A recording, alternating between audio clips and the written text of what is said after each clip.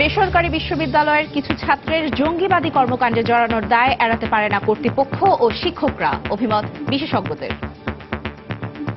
সরকারের নজরদারি বাড়ানোর তাগিদ।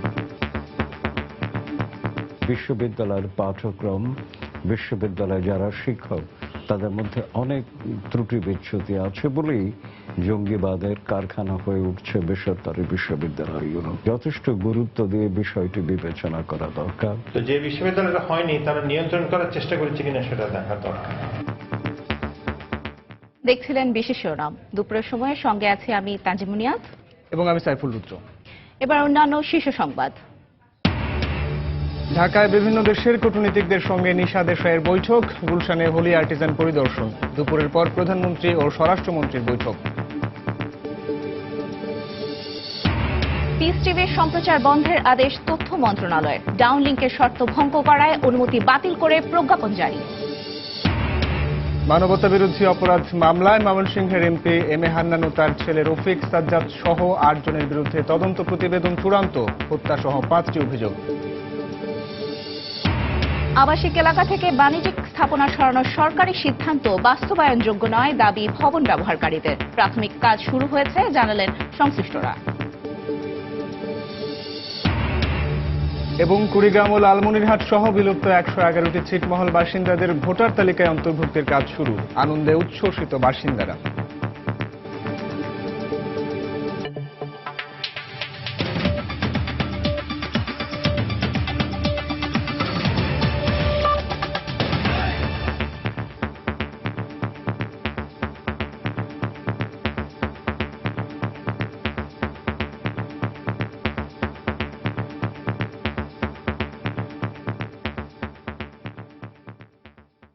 গুলশানে জঙ্গি ও তার পরবর্তীতে দেশের সার্বিক নিরাপত্তা পরিস্থিতি নিয়ে দফায় দফায় বৈঠক করছেন সফররত মার্কিন সহকারী পররাষ্ট্রমন্ত্রী নিশা দেশাই।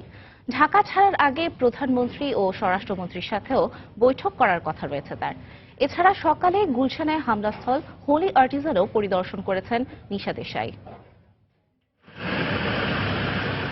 সফরের শেষ দিনে ব্যস্ত সময় পার করছেন ঢাকায় সফররত যুক্তরাষ্ট্রের দক্ষিণ ও মধ্য এশিয়া বিষয়ক সহকারী পররাষ্ট্রমন্ত্রী নিশা দেশাই বিসওয়াল।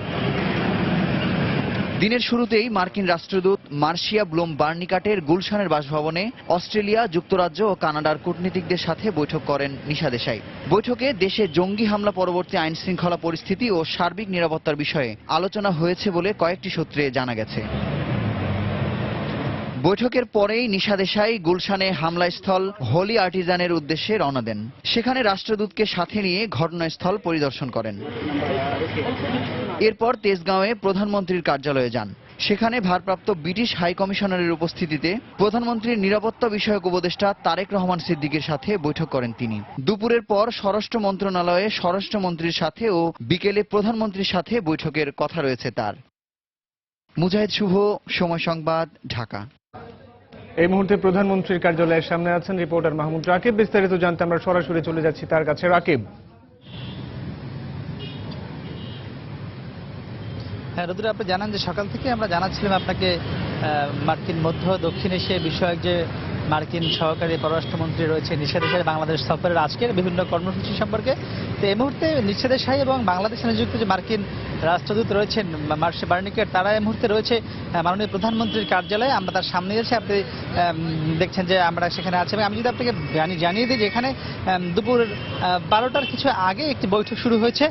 তো সেই বৈঠকে মূলত নিশা দেশাই, মার্শিয়া বার্নিকাট এবং ছিলেন বাংলাদেশে নিযুক্ত যে ব্রিটিশ ভারপ্রাপ্ত হাইকমিশনার রয়েছে মার্ক ক্লেটর, তিনিও ছিলেন। এছাড়া এই বৈঠকটি মূলত হয়েছে প্রধানমন্ত্রীর যে নিরাপত্তা বিষয়ক উপদেষ্টা মেজর জেনারেল তারেক আহমেদ সিদ্দিকীর সাথে। তিনি সহ আরও বেশ কয়েকজন এখানকার নিরাপত্তার বাহিনীর সদস্যরা ছিলেন। এবং এটি মূলত দেশের সার্বিক নিরাপত্তা নিয়ে বা এসব বিষয় নিয়ে এই আলোচনাটা হয়েছে। এবং এখানে আমরা জানতে পেরেছি যে আজ এখানকার বৈঠক শেষে, যদিও ইতিমধ্যেই দুপুর 1:10 বেরিয়ে গেছেন ব্রিটিশ যে ভারপ্রাপ্ত হাইকমিশনার রয়েছে মার্ক ক্লেটার, তিনি দুপুর 1:10 পর্যন্ত এখানে ছিলেন। তিনি এসেছিলেন 11:58 এখানে এসেছিলেন।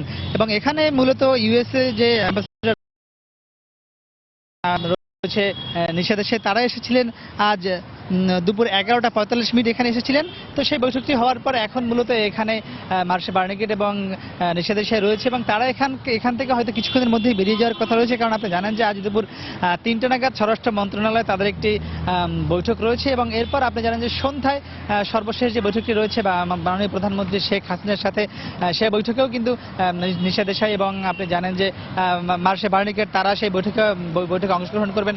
তো সব মিলে বুঝতেই পারছেন যে একদম একটি খুবই টাইট শিডিউল নিয়ে মূলত এখানে নিশাদ এশাই বাংলাদেশে এসেছেন এবং আপনি জানেন যে তিনি আজ প্রধানমন্ত্রীর সাথে বৈঠক শেষে রাতেই তার দুদিনের সফর শেষ করে যুক্তরাষ্ট্রে ফিরে যাওয়ার কথা রয়েছে। আপনি জানেন যে মূলত গত মাসের 1 তারিখে যে গুলশানে জঙ্গি হামলা হয়েছে এবং এরপর শোলাকিয়া হয়েছে, এসব বিষয়ে হওয়ার পরে কিন্তু নিশাদ এশাই বাংলাদেশ সফরে এসেছেন। মূলত তার সফরটি ছিল এ মাসের শেষে, কিন্তু এইসব ঘটনার কারণে তিনি বেশ কিছুদিন আগেই চলে এসেছেন। তো রুদ্র, মোটামুটি প্রধানমন্ত্রীর কার্যালয়ের সামনে থেকে যে বৈঠক হচ্ছিল নিশাদ এশাই, মার্শে বার্নিকেট এবং বাংলাদেশের নিরাপত্তা বাহিনীর সঙ্গে, তা ছিল আমার কাছে এই সবশেষ খবর। রুদ্র। দর্শক, নিরাপত্তা ইস্যুতে বৈঠক চলছে প্রধানমন্ত্রীর কার্যালয়ে এবং এই মুহূর্তে সেখানে আছেন মার্শে বার্নিকেট এবং নিশাদ এশাই, জানাচ্ছিলেন সহকর্মী মাহমুদ রাকিব। বেসরকারি বিশ্ববিদ্যালয়ের কিছু ছাত্রের জঙ্গিবাদী কর্মকাণ্ডের জন্য সেসব বিশ্ববিদ্যালয় কর্তৃপক্ষ শিক্ষকদের দায় রয়েছে বলে মনে করেন বিশেষজ্ঞরা। তাদের অভিমত, প্রকৃত শিক্ষার বদলে শিক্ষাকে বাণিজ্যিকীকরণ ও ত্রুটিপূর্ণ শিক্ষাক্রমের কারণে উগ্র মতাদর্শে বিশ্বাসী হচ্ছে শিক্ষার্থীরা। এখনই এসব বিশ্ববিদ্যালয়ের দিকে সরকারের নজরদারি বাড়ানোর পরামর্শ তাদের। বিস্তারিত আফজাল হোসেনের রিপোর্টে। জঙ্গি সংগঠন আইএসের ওয়েবসাইট ঘেঁটে ও তাদের সমর্থক বাড়ানোর কৌশল সংক্রান্ত এক নিবন্ধনে দেখা যায়, মুসলিম কিন্তু ধার্মিক নয়, সমাজ বা পরিবার থেকে বিচ্ছিন্ন, মানসিক বিকারগ্রস্ত এমন ব্যক্তি বা ছাত্রকে টার্গেট করে জঙ্গি সংগঠন আইএস ও আল কায়েদা। এ প্রক্রিয়ার পুরো কাজটা হয় অনলাইন মাধ্যমে। সাম্প্রতিক সময়ে গুলশান ও কিশোরগঞ্জের শোলাকিয়ায় হামলায় নর্থ সাউথ ও ব্র্যাক বিশ্ববিদ্যালয়ের জড়িত শিক্ষার্থীদের পারিবারিক, সামাজিক ও ব্যক্তিগত অবস্থান বিশ্লেষণ করলে এর সত্যতা পাওয়া যায়। বিশেষজ্ঞরা এর জন্য শিক্ষার্থীদের প্রকৃত শিক্ষার দিকে নজর না দিয়ে বেসরকারি বিশ্ববিদ্যালয়গুলোর অতিমাত্রায় বাণিজ্যিকীকরণকে দায়ী করছেন। ইন্টারনেটের মাধ্যমে যেই বার্তাটা আসছে, সেই বার্তাটাই হচ্ছে মূল বিষয়। আমি তো ধারণ করছি না সেই বার্তাটা, বা আমার ছেলে মেয়ে তো ধারণ করছে না সেই বার্তা। ইন্টারনেটকে তো আর বন্ধের বিষয় না, তো যে বার্তাটা আসছে সেটা কাদেরকে যাচ্ছে। দৃঢ়ভাবে বিশ্বাস করি যে বিশ্ববিদ্যালয়ের পাঠ্যক্রম, বিশ্ববিদ্যালয়ের পরিবেশ, বিশ্ববিদ্যালয়ে যারা শিক্ষক তাদের মধ্যে অনেক ত্রুটি বিচ্যুতি আছে বলেই জঙ্গিবাদের কারখানা হয়ে উঠছে বেসরকারি বিশ্ববিদ্যালয়গুলো। তারা মনে করেন সরকারকে এখনই বেসরকারি বিশ্ববিদ্যালয়ের দিকে নজর দিতে হবে, ঢেলে সাজাতে হবে শিক্ষাক্রম ও শিক্ষাদান পদ্ধতি। সরকার যথেষ্ট গুরুত্ব দিয়ে বিষয়টি বিবেচনা করা দরকার এবং বেসরকারি বিশ্ববিদ্যালয়ের ব্যবস্থাপনা পরিষদে যারা আছেন তাদেরকেও ভাবতে হবে। বেসরকারি বিশ্ববিদ্যালয় কেন হচ্ছে সেটা দেখার কোনো চেষ্টা বেসরকারি বিশ্ববিদ্যালয়রা করছে কিনা আমি বলতে পারবো না। যে বিশ্ববিদ্যালয়টা হয়নি তারা নিয়ন্ত্রণ করার চেষ্টা করছে কিনা সেটা দেখা দরকার। একই সঙ্গে তথ্য প্রযুক্তির যে মাধ্যমগুলো উগ্র মতাদর্শ ও জঙ্গি নেটওয়ার্ক বিস্তারে কাজ করছে তা বন্ধে কঠোর পদক্ষেপ নেওয়ার তাগিদ বিশেষজ্ঞদের। আফজাল হোসেন, সময় সংবাদ, ঢাকা। বাংলাদেশে পিস টিভির সম্প্রচার বন্ধে প্রজ্ঞাপন জারি করেছে তথ্য মন্ত্রণালয়। দুপুরে এই প্রজ্ঞাপন জারি করা হয়। এর আগে গতকাল সচিবালয়ে আইন শৃঙ্খলা সংক্রান্ত মন্ত্রিসভা কমিটির বৈঠকে এ বিষয়ে সিদ্ধান্ত নেওয়া হয়। প্রজ্ঞাপনে বলা হয়, আইন শৃঙ্খলা সংক্রান্ত মন্ত্রিসভা কমিটির সিদ্ধান্ত অনুযায়ী ডাউন লিঙ্কের শর্ত ভঙ্গ করায় বিদেশি ফ্রি টু এয়ার টিভি চ্যানেলের ডাউন লিঙ্কের অনুমতি বাতিল করা হয়। সেই সঙ্গে বাংলাদেশের ভেতর পিস টিভির সব ধরনের সম্প্রচার বন্ধের ব্যবস্থা নিতে সংশ্লিষ্ট সবাইকে অনুরোধ করা হয়েছে। প্রজ্ঞাপনের অনুলিপি স্বরাষ্ট্র মন্ত্রণালয়, তথ্য অধিদপ্তর, বিটিভি ও কেবল অপারেটরদের সংগঠনকে পাঠানো হয়েছে। কৃষি গবেষণাকে আরও যুগোপযোগী ও আধুনিক প্রযুক্তির সাথে খাপ খাওয়াতে বাংলাদেশ কৃষি গবেষণা ইনস্টিটিউট আইন 2016 এর খসড়ার নীতিগত অনুমোদন দিয়েছে মন্ত্রিসভা। সকাল 10টায় প্রধানমন্ত্রী শেখ হাসিনার সভাপতিত্বে সচিবালয়ে অনুষ্ঠিত মন্ত্রিসভার বৈঠকে এই অনুমোদন দেওয়া হয়। এই ইনস্টিটিউটের প্রধান কার্যালয় হবে গাজীপুরের জয়দেবপুরে। সরকারের অনুমতি নিয়ে দেশের যে কোনো জায়গায় শাখা খোলা যাবে। এছাড়াও মন্ত্রিসভা কুয়েত ও বাহরাইনের সাথে দ্বিপাক্ষিক পুঁজি বিনিয়োগ, উন্নয়ন ও সংরক্ষণ চুক্তির অনুসমর্থনে প্রস্তাব অনুমোদন দিয়েছে মন্ত্রিসভা। দুপুরে সচিবালয়ে মন্ত্রিপরিষদ সচিব মোহাম্মদ শফিউল আলম মন্ত্রিপরিষদের বৈঠকে এসব সিদ্ধান্তের বিষয়ে সাংবাদিকদের সামনে তুলে ধরেন। এই কৃষি গবেষণা এটাকে আরো আধুনিক যুগোপযোগী করা, যেটা 1976 সালে ছিল সেই অবস্থায় কিন্তু এখন কৃষি গবেষণা নাই। পৃথিবী অনেক এগিয়ে গেছে, সেই সাথে কোপ করা মানে অ্যাডজাস্ট করার জন্য এই প্রতিষ্ঠানটা আর একটু সক্ষম বা এটার ক্যাপাসিটি বাড়ানো। বৈশ্বিক জলবায়ু পরিবর্তনের সাথে সাথে সামঞ্জস্যপূর্ণ শস্য পঞ্জিকা উদ্ভাবন, প্রণয়ন ও প্রকাশ করা। কুয়েত বা বাহরাইনের যারা ইনভেস্টর, শিল্পপতি, উদ্যোক্তা, ওনারা যদি এখানে ইনভেস্ট করতে চান সহজেই আসতে পারবেন। আমাদের দেশের ইনভেস্টররা কুয়েত বা বাহরাইনে ইনভেস্ট করতে চাইলে করতে পারবেন। দুপুরের সময়ে আরো থাকছে প্রকল্প পরিচালকদের অদক্ষতা এবং জবাবদিহির অভাবে নির্ধারিত সময়ে শেষ হয় না প্রকল্প, বাড়ছে রাষ্ট্রীয় ব্যয়, তালিকা সংস্কারের তাগিদ বিশেষজ্ঞদের। মানবতা বিরোধী অপরাধের মামলায় ময়মনসিংহ 7 আসনের জাতীয় পার্টির বর্তমান সংসদ সদস্য এম এ হান্নান ও তার ছেলে রফিক সাজ্জাদ সহ 8 জনের বিরুদ্ধে তদন্ত প্রতিবেদন চূড়ান্ত করেছে ট্রাইব্যুনালের তদন্ত সংস্থা। তাদের বিরুদ্ধে 71-এ হত্যা, আটক, নির্যাতন, লাশ গুমের 5টি অভিযোগের প্রাথমিক প্রমাণ পাওয়ার কথা জানিয়েছে সংস্থাটি। মঙ্গলবার আন্তর্জাতিক অপরাধ ট্রাইব্যুনালে এই মামলাটির শুনানির দিন ধার্য রয়েছে। শহীদ মুক্তিযোদ্ধা কমান্ডার আব্দুর রহমানকে হত্যার অভিযোগে তার স্ত্রীর করা এক মামলায় গত বছরের 2 অক্টোবর ময়মনসিংহ 7 আসনের জাতীয় পার্টির বর্তমান সংসদ সদস্য এম এ হান্নানকে রাজধানীর গুলশান থেকে গ্রেফতার করা হয়। আটক করা হয় তার ছেলে রফিক সাজ্জাদ সহ আরও 2 জনকে। মামলাটি 1 বছর তদন্ত করে হান্নান, তার ছেলে রফিক সাজ্জাদ সহ 8 জনের বিরুদ্ধে 71-এ মানবতাবিরোধী অপরাধের প্রাথমিক প্রমাণ পাওয়া গেছে বলে জানায় তদন্ত সংস্থা। 8 আসামির মধ্যে হান্নান সহ 5 জন কারাগারে পলাতক রয়েছেন 3 জন। সকালে ধানমন্ডির তদন্ত সংস্থার কার্যালয়ে এক ব্রিফিংয়ে একথা জানায় সংস্থাটি। এই মামলাটিতে 8 জন আসামি আছে। প্রধান আসামির নাম হলো মোহাম্মদ এম এ হান্নান। উনি একজন স্বাধীনতা বিরোধী যারা আমাদের ময়মনসিংহে যারা ছিল, আপনারা জানেন যে কামরুজ্জামানের কেস এগুলো উঠে এসেছে, তার একজন আশ্রয়দাতা। এমপি হান্নান 71-এ ময়মনসিংহ জেলা শান্তি কমিটির সেক্রেটারি ছিলেন। তার নেতৃত্বে এ জেলার বিভিন্ন অঞ্চলে চালানো হয় হত্যা, নির্যাতন, অগ্নিসংযোগ। আব্দুর রহমান মেম্বার, তাকে অপহরণ করা হয় তার নিজ গ্রাম থেকে, পরবর্তীকালে তাকে কৃষি বিশ্ববিদ্যালয়ে আনা হয়, সেখানে অত্যাচার করা হয় এবং সেখান থেকে তার লাশ গুম হয়। এদিকে 71-এ পাক বাহিনীর বাঙালি এক ক্যাপ্টেনের বিরুদ্ধে তদন্ত শুরু করেছে তদন্ত সংস্থা। তাকে নজরদারিতে রাখা হয়েছে, তবে ওই ক্যাপ্টেনের নাম প্রকাশ করেনি সংস্থাটি। আফজাল হোসেন, সময় সংবাদ, ঢাকা। ময়মনসিংহে 1 এবং 3 আসনের উপনির্বাচনকে ঘিরে বাড়তি সতর্কতামূলক ব্যবস্থা নিয়েছে নির্বাচন কমিশন।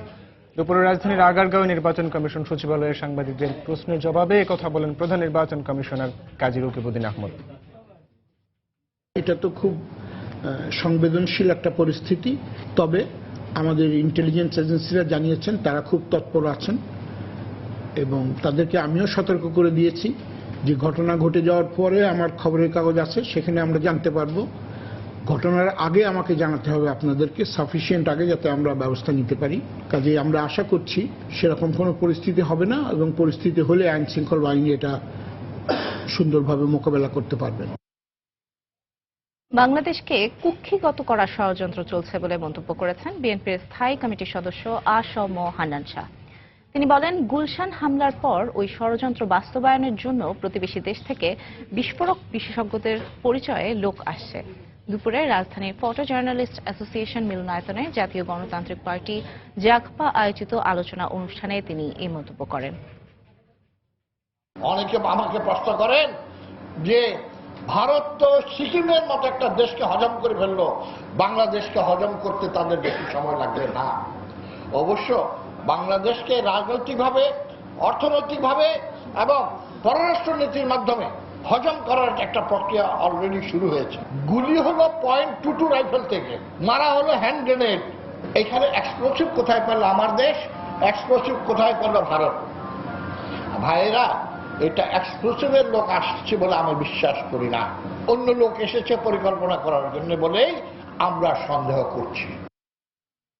কিশোরগঞ্জের শোলাকিয়ায় বোমা হামলার মামলায় গ্রেফতার জাহিদুল হক তানিমের 10 দিনের রিমান্ড মঞ্জুর করেছেন আদালত। জেলা chief judicial magistrate Abdus Salam এর রায় দেন।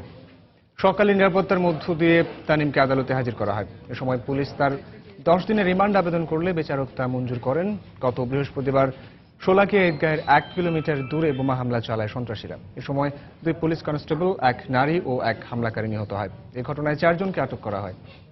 পরে তানিম সহ অজ্ঞাত কয়েকজনকে আসামি করে মামলা করে পুলিশ।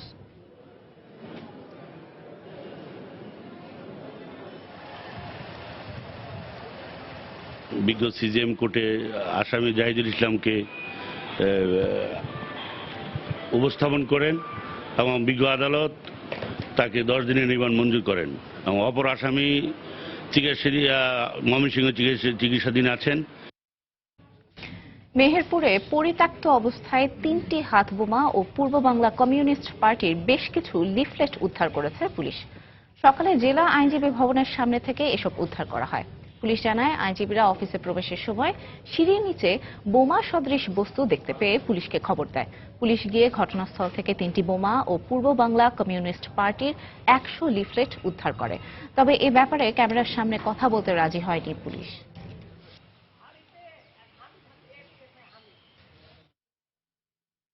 সরকার প্রায় 2 মাস আগে আবাসিক এলাকা থেকে বাণিজ্যিক স্থাপনা সরানোর সিদ্ধান্ত নেয়, কিন্তু গুরুত্বপূর্ণ সিদ্ধান্ত বাস্তবায়নযোগ্য নয় বলে মনে করছেন ভবন ব্যবহারকারীরা। অবশ্য মন্ত্রিপরিষদের এই সিদ্ধান্ত বাস্তবায়নের ব্যাপারে এরই মধ্যে প্রাথমিক কাজ শুরু হয়েছে বলে জানান সংশ্লিষ্টরা। আরও জানাচ্ছেন সাইফুল ইসলাম জুয়েল। রাজধানী ধানমন্ডির 9-এর এ সড়কের 36 নম্বর বাড়ি এটি। আবাসিক ভবন মনে হলেও বাড়িটি ব্যবহার হচ্ছে কমিউনিটি সেন্টার হিসেবে। এই অনিয়মের ছবি ধারণ করতে গেলে বাড়ির মালিকের নির্দেশে বাধা দেয় নিরাপত্তারক্ষী। ধানমন্ডি এলাকার শতকরা 52% ভবন ব্যবহৃত হচ্ছে আবাসিক হিসেবে। অবশিষ্ট 48% ভবনে গড়ে উঠেছে বিভিন্ন বাণিজ্যিক প্রতিষ্ঠান, যা দিন দিন আরো বৃদ্ধি পাচ্ছে। শুধুমাত্র ধানমন্ডি নয়, সবুজ হারিয়ে থেমে থেমে ধাতব এলাকায় পরিণত হচ্ছে মোহাম্মদপুর, লালমাটিয়া, মিরপুর, গুলশান, বনানী, উত্তরা সহ পুরো ঢাকা নগরী। এসব এলাকার আবাসিক রূপ ফিরিয়ে দিতে গত 4 এপ্রিল মন্ত্রিপরিষদ শহর এলাকার আবাসিক প্লট ও ভবন থেকে সব ধরনের বাণিজ্যিক ভবন সরিয়ে নিতে 6 মাসের সময় বেঁধে দেন। আবাসিক এলাকায় গড়ে ওঠা বেসরকারি বিশ্ববিদ্যালয়ের ক্যাম্পাস, বার, রেস্টুরেন্ট, হাসপাতাল, ডায়াগনস্টিক সেন্টার সহ বিভিন্ন বাণিজ্যিক প্রতিষ্ঠান সরানোর নির্দেশ দেওয়া হয় সংশ্লিষ্ট মন্ত্রণালয় ও বিভাগসমূহকে। অথচ গুরুত্বপূর্ণ এই সিদ্ধান্তের ব্যাপারে সংশ্লিষ্ট সরকারি দপ্তর থেকে এখনো আনুষ্ঠানিক কোনো নোটিশ দেওয়া হয়নি বলে অভিযোগ করলেন ভবন ব্যবহারকারীরা। আগে বাসা ছিল আমাদের ইউনাইটেড কমার্শিয়াল ব্যাংক এটা কিনে নিয়েছে। হ্যাঁ, এখন এটা ইউনাইটেড কমার্শিয়াল ব্যাংকের প্রপোজড হেড অফিস ভবিষ্যতে হবে।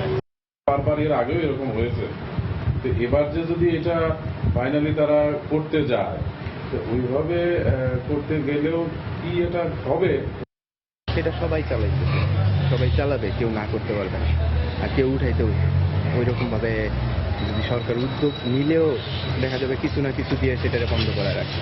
ভবন ব্যবহারকারীদের এই বক্তব্যের সাথে দ্বিমত পোষণ করলেন সিদ্ধান্ত বাস্তবায়নের সমন্বয়ক স্থানীয় সরকার সচিব। যারা ট্রেড লাইসেন্স নিয়েছেন সিটি কর্পোরেশন থেকে বাণিজ্যিক ভবনের নামে, যদি তাদের রাজুক থেকে বাণিজ্যিক ভবনের অনুমতি না থাকে তাহলে আমরা তাদের নোটিশ দিচ্ছি, এবং নোটিশ দেওয়ার পরে তাদের একটা সময় দেওয়া হবে, তখন তারা তাদের কাগজপত্র দেখাবেন যে তারা বৈধ কি অবৈধ, তারপরে আমরা ব্যবস্থা নেব। আমলাতান্ত্রিক জটিলতা এবং আবাসিক ভবনে চলা বাণিজ্যিক কার্যক্রম নিয়ে মালিকদের উদাসীনতার পরও নির্দিষ্ট সময়ে বাণিজ্যিক স্থাপনা সরানোর এই সরকারি সিদ্ধান্ত কতটা আলোর মুখ দেখবে তা নিয়ে সংশয় থেকেই যাচ্ছে। সাইফুল ইসলাম জুয়েল, সময় সংবাদ, ঢাকা। নাগরিকত্ব প্রদানের পর এবার কুড়িগ্রাম ও লালমনিরহাট সহ দেশের বিলুপ্ত 111টি ছিটমহলের বাসিন্দাদের ভোটার তালিকায় অন্তর্ভুক্তির কাজ শুরু করেছে নির্বাচন কমিশন। গতকাল শুরু হওয়া তথ্য সংগ্রহের কাজ চলবে 16 জুলাই পর্যন্ত। এদিকে ভোটার তালিকায় অন্তর্ভুক্ত হলে ভোটাধিকার ও সরকারি চাকরি সহ অন্য সুবিধা পাবেন বলে আনন্দে উচ্ছ্বসিত সেখানকার বাসিন্দারা। কুড়িগ্রাম থেকে মোমিনুল ইসলাম মঞ্জু ও লালমনিরহাট থেকে মোফাক্খারুল ইসলাম মজনুর পাঠানো তথ্য ও ছবি নিয়ে ডেস্ক রিপোর্ট। 2015 সালের 1 আগস্ট রংপুর বিভাগের কুড়িগ্রামের 12টি ও লালমনিরহাটের 59টি সহ মোট 111টি ছিটমহল বাংলাদেশের অন্তর্ভুক্ত হয়। এরপর বিলুপ্ত এসব ছিটমহলের বাসিন্দাদের নাগরিকত্ব দেয়া হয়। সবশেষ রোববার থেকে ভোটার তালিকায় অন্তর্ভুক্ত করতে তথ্য সংগ্রহের কাজ শুরু করেছে নির্বাচন কমিশন। এদিকে ভোটার তালিকায় অন্তর্ভুক্তির মাধ্যমে বিভিন্ন নাগরিক অধিকার পাবেন এমন আশায় বুক বাঁধছেন বিলুপ্ত এসব ছিটমহলের মানুষেরা। ভোটার তালিকা আমার হচ্ছে, এই জন্য আমরা ভোট দিতে পারবো, এই জন্য বহুত খুশি। ভোটার আইডি হলে আমরা সহজেই পাসপোর্ট করতে পারবো, ব্যাংক অ্যাকাউন্ট করতে পারবো, আমরা সরকারি চাকরির আমরা দরখাস্ত করতে পারবো, এই জন্য আমরা অত্যন্ত খুশি। আইডি কার্ড পাবো আর আমাদের মিথ্যা পরিচয় দিয়ে লেখাপড়া করতে হবে না, এখন আমরা আসলে আমাদের ঠিকানা দিয়ে লেখাপড়া করবো। আমরা 68 বছর অবরুদ্ধ ছিলাম, ভোট দিতে পারিনি, তাই ভোটার হচ্ছি এবং ইউপি নির্বাচনে ভোট দিতে পারবো এই আশায় বুক বেঁধে আছে। তথ্য সংগ্রহ ও ছবি তোলার কাজ শেষে চূড়ান্ত তালিকা প্রস্তুত করতে আরও প্রায় 2 মাসের মতো সময় লাগবে বলে জানিয়েছেন নির্বাচনী কর্মকর্তা। ছবি তোলার কার্যক্রম শেষে 1 আগস্টে খসড়া ভোটার তালিকা প্রকাশ হবে, এরপর 4 সেপ্টেম্বরে চূড়ান্ত ভোটার তালিকা প্রকাশ করা হবে। এদিকে রোববার সকালে লালমনিরহাটের ভিতরকুঠি বাঁশপাই এলাকায় জাতীয় পরিচয়পত্রের জন্য তথ্য সংগ্রহের কাজ উদ্বোধন করেন জেলা প্রশাসক হাবিবুর রহমান। জাতীয় পরিচয়পত্র হস্তান্তরের মাধ্যমে বিলুপ্ত ছিটমহলের প্রায় 40,000 মানুষ ভোটাধিকার প্রয়োগ সহ রাষ্ট্রীয় অন্যান্য সুযোগ সুবিধা ভোগ করতে পারবে। মনিরুজ্জামান প্রান্ত, সময় সংবাদ।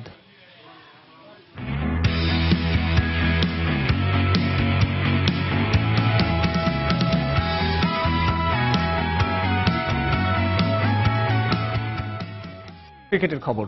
ক্যারিবিয়ান ক্রিকেট লিগের 4র্থ ম্যাচে মাঠে নামবে সাকিব আল হাসানের জামাইকা তলোয়ার্স। প্রতিপক্ষ বার্বাডোস ট্রাইডেন্টস। মঙ্গলবার ব্রিস্টন ওভালে ভোর 6টায় শুরু হবে ম্যাচটি। গেল আসরে দুর্দান্ত পারফরমেন্স করলেও এবারের আসরে নিজেকে ঠিক মেলে ধরতে পারছেন না সাকিব আল হাসান। জামাইকার হয়ে 3 ম্যাচে 2টি উইকেট আর রান করেছেন মাত্র 32। তবে দলটির অধিনায়ক ক্রিস গেইলের বিশ্বাস সাকিব তার স্বরূপে ফিরবেন, কারণ বার্বাডোসের বিপক্ষে খুবই গুরুত্বপূর্ণ। গেল ম্যাচে হারলেও এই ম্যাচে ঘুরে দাঁড়াতে 4 গেল, সাঙ্গাকারা, আন্দ্রে রাসেলদের নিয়ে করা সাকিব আল হাসানের জামাইকা। গেল 3 ম্যাচে 2টি জয় নিয়ে 4 পয়েন্ট নিয়ে টেবিলের দ্বিতীয় স্থানে হচ্ছে জামাইকা।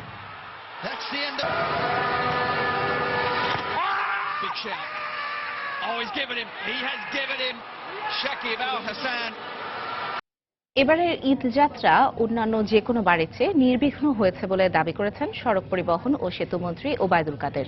দুপুরে সচিবালয়ে সাংবাদিকদের একথা বলেন তিনি। গুলশানের হামলার ঘটনায় মেট্রো রেল প্রকল্পে কোনো ধরনের প্রভাব পড়বে না বলে আবারও মন্তব্য করেন তিনি। ঈদ যাত্রা, ঘরে ফেরা এবং কর্মস্থলে ফেরা মোটামুটি এবার আগে যে কোনো সময় চাইতে এটা টলারেবল ছিল, স্বস্তিদায়ক ছিল। মেট্রো রেল হচ্ছে, হবে, শঙ্কা আছে, থাকতে পারে, নিরাপত্তার বিষয় তারা ভাবতে পারেন, শুধু বলা হয়েছে আমাদেরকে জানাতে হবে। যেখানে মুভ করবেন সর্বক্ষেত্রেই তাদের নিরাপত্তা বিষয়টা আমরা অগ্রাধিকার দেব।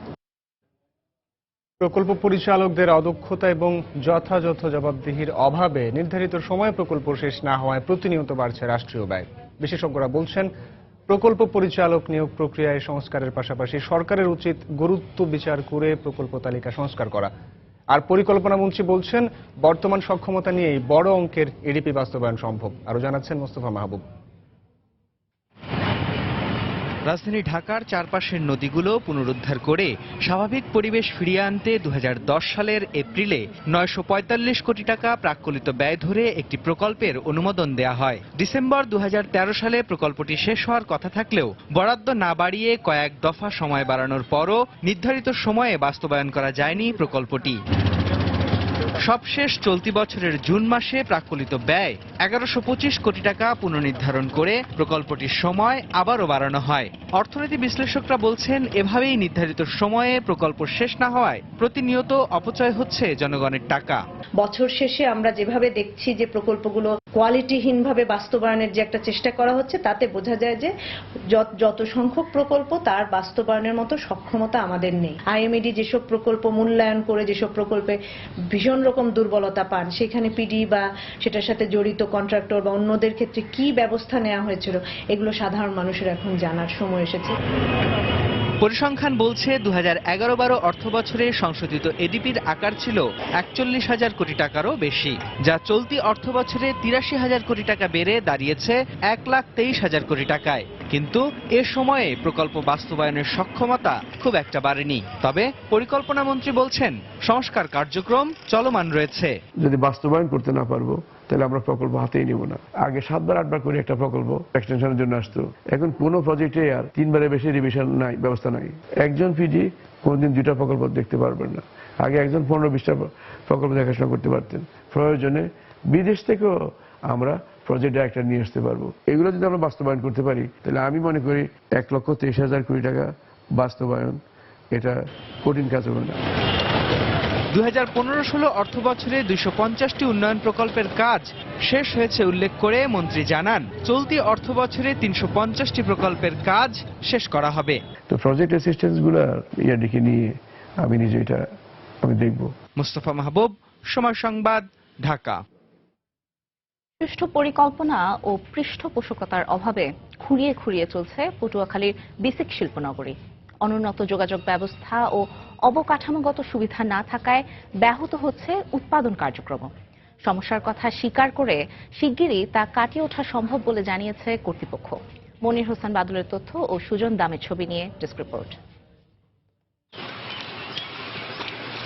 1982 সালে পটুয়াখালীর মাঝগ্রাম এলাকায় 15 একর জমির উপর ক্ষুদ্র ও মাঝারি শিল্প নিয়ে গড়ে উঠেছে বিসিক শিল্পনগরী। শুরুতে 32টি শিল্প ইউনিটের জন্য জমি বরাদ্দ দেয়া হলেও কার্যক্রম শুরু করে মাত্র 12টি প্রতিষ্ঠান। এর মধ্যে বর্তমানে সচল রয়েছে মাত্র 7টি শিল্প প্রতিষ্ঠান। আর বরাদ্দ দেয়া বাকি জমিগুলো পরিত্যক্ত হয়ে পরিণত হয়েছে গোচারণ ভূমিতে। পানি ও বিদ্যুৎ সহ অবকাঠামোগত সুযোগ সুবিধার অভাবে 36 বছরে গড়ে ওঠেনি বিসিক নগরীতে উল্লেখযোগ্য কোনো শিল্প কারখানা। এ অবস্থায় ভালো নেই শ্রমিকেরাও। সরকারিভাবে কোনো প্রশিক্ষণ দেওয়া হয় না। যদি প্রশিক্ষণ দেওয়া হতো তাহলে এখানে অবশ্যই আরো মিল ফ্যাক্টরি হইতো। আমাদের এখানে যাতায়াতের ভালো ব্যবস্থা নাই, যার জন্য আমাদের কাঁচামাল সরবরাহ করতে ব্যাপক ঝামেলার সম্মুখীন হতে হয়। আর কারখানা মালিকরা বলছেন যোগাযোগ ব্যবস্থা ভালো না থাকায় উৎপাদন খরচ বেড়ে যাচ্ছে।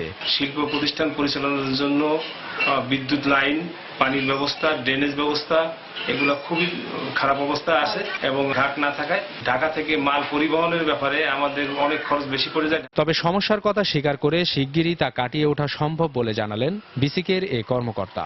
যোগাযোগ ব্যবস্থা একটা বড় ফ্যাক্টর, যে ফিনিশড প্রোডাক্ট এটার জন্য একটা ট্রান্সপোর্ট খাতে একটা খরচ হয়। বর্তমানে পায়রা সমুদ্র বন্দর হচ্ছে, সেই পায়রা সমুদ্র বন্দর উপলক্ষে কিছু রপ্তানিমুখী কিছু কারখানা হচ্ছে, যেগুলো আমরা আশা করতেছি অল্প দিনের মধ্যে হয়তো আমাদের এই কারখানাগুলো উৎপাদনে যেতে পারবে। প্রতিষ্ঠার প্রায় 3 যুগ পেরিয়ে গেলেও পটুয়াখালীর বিসিক শিল্পনগরীতে এখনো গড়ে ওঠেনি উল্লেখযোগ্য কোনো শিল্প প্রতিষ্ঠান। সময় সংবাদ, পটুয়াখালী। দুপুর সময় আরো থাকছে।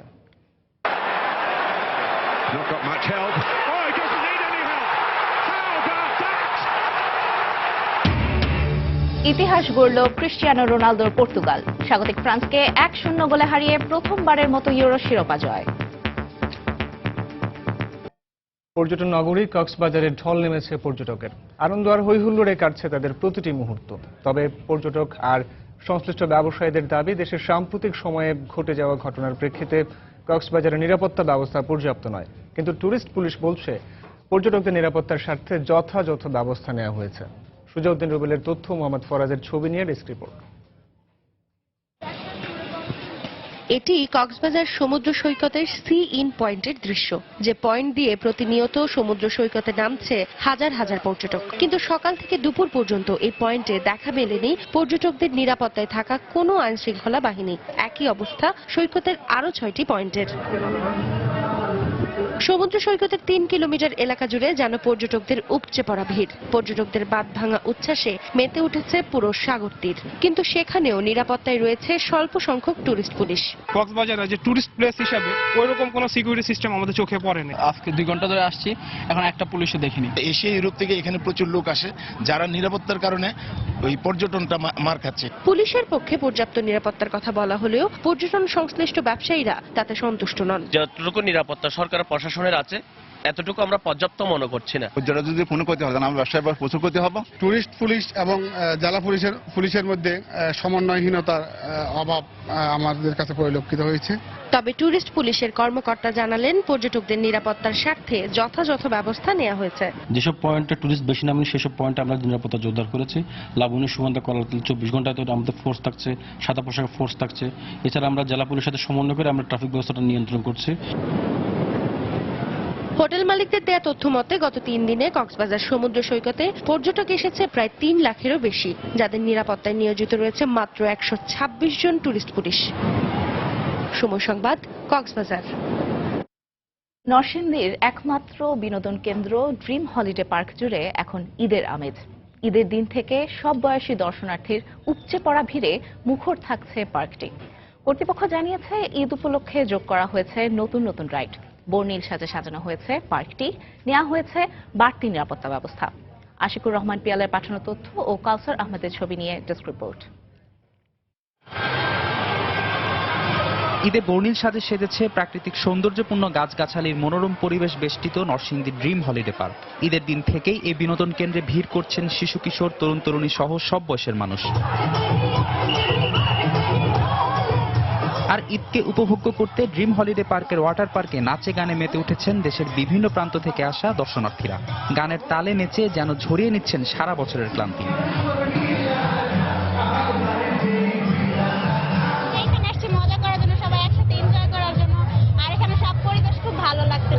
সুন্দর সুন্দর রাইড আছে, এটা আমরা খুব বেশি এনজয় করলাম। সবাই অনেক এনজয় করতেছে, মানে সবকিছু মিলে অনেক ভালো।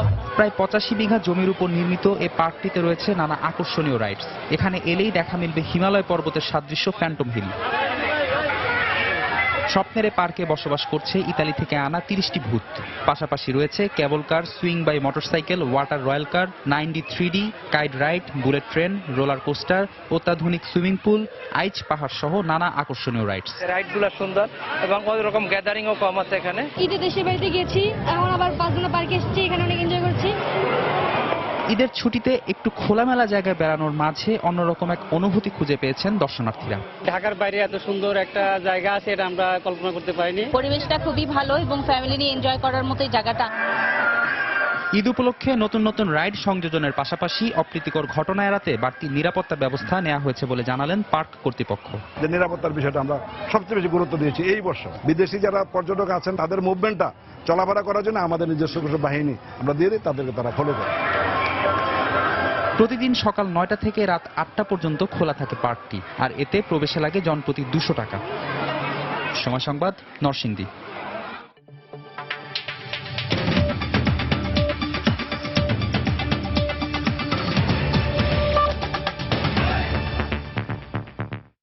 ভারতের কাশ্মীরে গত দুদিনের সহিংসতার নিন্দা জানিয়ে বিক্ষোভকারীদের শান্ত থাকার আহ্বান জানিয়েছে রাজ্য সরকার। সংঘর্ষে 1 পুলিশ সহ নিহতের সংখ্যা বেড়ে 21 জনে দাঁড়িয়েছে। আহত হয়েছেন 3 শতাধিক। ঘটনা পর্যবেক্ষণ করা হচ্ছে জানিয়ে কাশ্মীরের উদ্ভূত পরিস্থিতি মোকাবিলায় আধা সামরিক বাহিনীর 1200 সদস্য পাঠানোর ঘোষণা দিয়েছে কেন্দ্রীয় সরকার। এদিকে জম্মু ও কাশ্মীরে মানবাধিকার লঙ্ঘনের অভিযোগ এনে কাশ্মীরিদের আত্মনিয়ন্ত্রণের অধিকার প্রশ্নে নিরপেক্ষ গণভোটের আহ্বান জানিয়েছে পাকিস্তান। বিক্ষোভ, ধাওয়া পাল্টা ধাওয়া ও সংঘর্ষ। গত 2 দিনে ভারতের জম্মু ও কাশ্মীর রাজ্যের প্রায় পুরোটা জুড়েই ছিল এমন পরিস্থিতি। শুক্রবার রাতে নিরাপত্তা বাহিনীর কথিত বন্দুকযুদ্ধে হিজবুল মুজাহিদিনের কমান্ডার বুরহান মুজাফফর ওয়ানির নিহত হওয়ার জের ধরে শনিবার দিনভর সংঘর্ষ সহিংসতার পর রোববারও দক্ষিণ কাশ্মীরের কয়েকটি জেলায় বিক্ষোভকারীদের সঙ্গে পুলিশের সংঘর্ষ হয়। এদিনও বিক্ষোভকারীরা কয়েকটি সরকারি স্থাপনা ও পুলিশের গাড়িতে আগুন দেয়। বিক্ষোভকারীরা আরোহী সহ পুলিশের একটি গাড়ি খরস্রোতা ঝিলাম নদীতে ফেলে দিলে 1 পুলিশের মৃত্যু হয়। নিরাপত্তা বাহিনীর টহল বাড়ায় রাজ্যের বিভিন্ন অঞ্চলে থমথমে পরিস্থিতি বিরাজ করছে। কয়েকটি বিচ্ছিন্নতাবাদী দলের ডাকা হরতাল সোমবার পর্যন্ত বাড়ানোর ঘোষণায় রাজ্যের দোকানপাট, বিপণী কেন্দ্র, শিক্ষা প্রতিষ্ঠান ও রেল যোগাযোগ বন্ধ রয়েছে। এতে কাশ্মীরে আসা পর্যটক ও অমরনাথ যাত্রায় অংশ নেয়া অন্তত 23,000 মানুষ আটকা পড়েছেন। আমি দিল্লি থেকে এসে আটকে গেছি। অমরনাথ যাত্রা সম্পন্ন করতে আরো 2-4 দিন অপেক্ষা করতে হবে। সহিংস পরিস্থিতির কারণে নিরাপত্তা শঙ্কায় ভুগছি। আগে কখনোই এই অবস্থার মুখোমুখি হইনি। পরিস্থিতি পর্যবেক্ষণ করা হচ্ছে জানিয়ে বিক্ষোভ দমনে আধা সামরিক বাহিনীর 1200 সদস্যকে কাশ্মীরে পাঠানোর সিদ্ধান্ত নিয়েছে কেন্দ্রীয় সরকার। রোববার স্বরাষ্ট্রমন্ত্রী রাজনাথ সিং নয়াদিল্লিতে কাশ্মীর বিষয়ে উচ্চ পর্যায়ের বৈঠক করেন। পরিস্থিতি নিরাপত্তা বাহিনীর নিয়ন্ত্রণে উল্লেখ করে কাশ্মীরের সংখ্যালঘুরা নিরাপদে আছে বলে জানান প্রধানমন্ত্রী দপ্তর বিষয়ক উপমন্ত্রী। কেন্দ্রীয় সরকার ও স্বরাষ্ট্র মন্ত্রণালয়ের পক্ষ থেকে কাশ্মীরের সার্বিক নিরাপত্তা রক্ষায় রাজ্য সরকারকে সহায়তা দেওয়া হচ্ছে। শিগগিরই পরিস্থিতি শান্ত হয়ে আসবে বলে আশা করছি আমরা। কাশ্মীরের হিন্দু ধর্মাবলম্বীরা নিরাপদে আছেন। সহিংসতার নিন্দা জানিয়ে বিক্ষোভকারীদের শান্ত থাকার আহ্বান জানিয়েছেন জম্মু ও কাশ্মীরের মুখ্যমন্ত্রী মেহবুবা মুফতি। রোববার তার মুখপাত্র বেসামরিক নাগরিকদের প্রাণহানির নিন্দা ও আহতদের প্রতি সমবেদনা জানান। এদিকে বুরহান মুজাফফর ওয়ানিকে নিরাপত্তা বাহিনী গুলি করে হত্যা করার অভিযোগ সম্পর্কে ভারতের অপরাধ তদন্ত বিভাগের মহাপরিচালক এস.এম. সাহাই বলেন, আক্রান্ত হওয়ার পরই গুলি ছোড়ে নিরাপত্তা বাহিনী। এদিকে রোববার পাকিস্তানের পররাষ্ট্র মন্ত্রণালয়ের এক বিবৃতিতে বুরহান মুজাফফর ওয়ানি নিহতের ঘটনাকে বিচার বহির্ভূত হত্যাকাণ্ড উল্লেখ করে কাশ্মীরিদের আত্মনিয়ন্ত্রণের অধিকার প্রশ্নে নিরপেক্ষ গণভোটের আহ্বান জানানো হয়। বিবৃতিতে জম্মু ও কাশ্মীরে মানবাধিকার লঙ্ঘনেরও অভিযোগ করে পাকিস্তান। দেলোয়ার হোসেন, সময় সংবাদ। টানা বৃষ্টিতে ভারতের বিভিন্ন রাজ্যে বন্যা পরিস্থিতির অবনতি হয়েছে। বন্যায় মধ্যপ্রদেশ ও আসামে মৃতের সংখ্যা বেড়ে 17 জনে দাঁড়িয়েছে। এছাড়া মহারাষ্ট্র, উত্তরপ্রদেশ সহ বিভিন্ন স্থানে পানিবন্দী হয়ে আছে লাখ লাখ মানুষ। ভারী বর্ষণ অব্যাহত থাকতে পারে বলে জানিয়েছে দেশটির আবহাওয়া দপ্তর। গত কয়েকদিন ধরে ভারী বর্ষণে গঙ্গা ও যমুনার পানি বেড়ে তলিয়ে গেছে ভারতের উত্তরাঞ্চলীয় শহর এলাহাবাদের বিভিন্ন এলাকা। পানিবন্দী হয়ে পড়েছে শহরের হাজার হাজার মানুষ। এই অবস্থায় পরিস্থিতি নিয়ন্ত্রণে হিমশিম খাচ্ছে রাজ্য সরকার। নদীর পানি আশঙ্কাজনকভাবে বাড়ছে। ভারী বর্ষণ অব্যাহত থাকার পাশাপাশি মধ্যপ্রদেশের বন্যার প্রভাব এখানেও পড়ছে। গঙ্গার নারোরা ও কানপুর ড্যাম থেকে পানি ছাড়ার পরও পরিস্থিতির কোনো পরিবর্তন হচ্ছে না। বন্যায় সবচেয়ে খারাপ অবস্থা মধ্যপ্রদেশের। রোববার রাজ্যের বিভিন্ন এলাকায় নতুন করে আরো 7 জনের মৃত্যুর খবর পাওয়া যায়। গত কয়েকদিনে এই অঞ্চল থেকে অন্তত 4000 মানুষকে উদ্ধার করা হলেও এখনো অনেকে আটকে আছে বলে জানায় গণমাধ্যম। এই অবস্থায় দুর্গতদের সার্বিক সহযোগিতায় সংশ্লিষ্ট কর্তৃপক্ষকে নির্দেশ দিয়েছেন মধ্যপ্রদেশের মুখ্যমন্ত্রী। সেনা সদস্যরা হেলিকপ্টারের সাহায্যে দুর্গতদের উদ্ধারের চেষ্টা চালিয়ে যাচ্ছে। আমাদের বিশেষ টিমও সার্বক্ষণিক সহযোগিতায় প্রস্তুত আছে। ভারী বৃষ্টিতে আসামের উত্তর পূর্বাঞ্চলেও দেখা দিয়েছে বন্যা। এতে তলিয়ে গেছে জোরহাট জেলার প্রায় 20টি গ্রাম। ক্ষতিগ্রস্ত হয়েছে বহু ফসলি জমি। এ অঞ্চলের প্রায় 1.5 লাখ মানুষ চরম দুর্ভোগ পোহাচ্ছে বলে জানায় গণমাধ্যম। বন্যা শুরুর পর থেকে এ পর্যন্ত কোনো সরকারি সহযোগিতা না পাওয়ার অভিযোগও শোনা যায় গ্রামবাসীর মুখে। সবকিছু পানিতে ডুবে যাচ্ছে। এক জায়গা থেকে অন্য জায়গায় ছুটে বেড়াচ্ছি। গতকাল থেকে এখন পর্যন্ত কিছু খেতে পাইনি। পানির মাঝে মহারাষ্ট্রে টানা বৃষ্টির কারণে গোদাবরী নদীর পানি বিপদসীমার উপর দিয়ে প্রবাহিত হচ্ছে। এর ফলে প্লাবিত হয়েছে রাজ্যের নাসিক জেলার অধিকাংশ এলাকা। এর মধ্যেই শহরটিতে রোববার 160 মিলিমিটার বৃষ্টিপাত রেকর্ড করা হয়। এছাড়া উড়িষ্যা, রাজস্থান, হরিয়ানা, হিমাচল সহ ভারতের বিভিন্ন রাজ্যে ভারী বর্ষণের কারণে বন্যা পরিস্থিতি বিরাজ করছে। কোথাও কোথাও ভূমিধসের খবরও পাওয়া গেছে। সহসাই এই পরিস্থিতি থেকে ভারতবাসীর রেহাই মিলছে না বলে সতর্ক করেছে দেশটির আবহাওয়া দপ্তর। রিয়াদুল ইসলাম, সময় সংবাদ।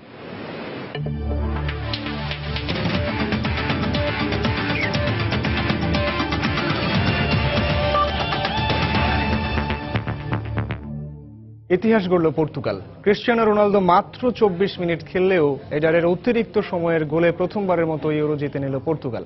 স্বাগতিক ফ্রান্স হারল 1-0 গোলে। ঘরের মাটিতে ফরাসি সমর্থকদের কান্নায় ভাসিয়ে শিরোপা হাতে তুলল রোনালদোর পর্তুগাল। পুরো আসরে 6 গোল করে গোল্ডেন বুট জিতেছেন গ্রিজমান। রোনালদোর মাঠ থেকে প্রস্থান, প্রথমে দিমিত্রি পায়েত ও এরপরে এভরাট ট্যাকেলে হাঁটুরে আঘাত পেয়ে মাঠ ছাড়তে হয় CR7-কে। পর্তুগিজ সমর্থকরাও হয়তো তখনই রূপকথার শেষ দৃশ্য দেখে ফেলেছিলেন। বিরস বিহব্বল বদনে চেয়েছিলেন স্ট্রেচারে করে রোনালদোর বিদায়ের দিকে। কিন্তু হায়, ফুটবল বিধাতা তো আর পরিসংখ্যান মেপে চলেন না। অতিরিক্ত সময়ে আক্রমণে ধার বাড়ে পর্তুগালের, সেই সুযোগেই পর্তুগিজ সিংহভাগ সময় মাঠের বাইরে থেকেও যিনি ছিলেন আকর্ষণের কেন্দ্রবিন্দু, খেলার আনন্দ আর বেদনার সুরের সুরকার, সিনেমার শেষ দৃশ্যে তার দুপুরের সময়ে এ পর্যায়ে শীর্ষ সংবাদ জানিয়ে দিচ্ছি আরেকবার। ঢাকায় বিভিন্ন দেশের কূটনীতিকদের সঙ্গে নিশা দেশাইয়ের বৈঠক, গুলশানে হোলি আর্টিজান পরিদর্শন। দুপুরের পর প্রধানমন্ত্রী ও স্বরাষ্ট্রমন্ত্রীর সঙ্গে বৈঠক।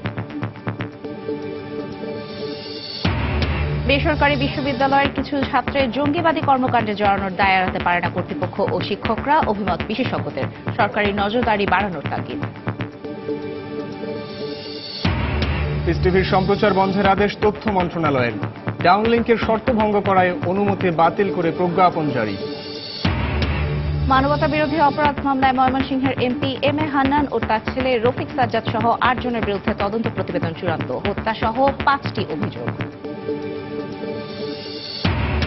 এবং আবাসিক এলাকা থেকে বাণিজ্যিক স্থাপনা সরানোর সরকারি সিদ্ধান্ত বাস্তবায়নযোগ্য নয়, দাবি ভবন ব্যবহারকারীদের। প্রাথমিক কাজ শুরু হয়েছে, জানালেন সংশ্লিষ্টরা। এই ছিল দুপুরের সময়। যে কোনো খবর পেতে ভিজিট করুন সময়নিউজ.tv আর সঙ্গে থাকুন সময়ের।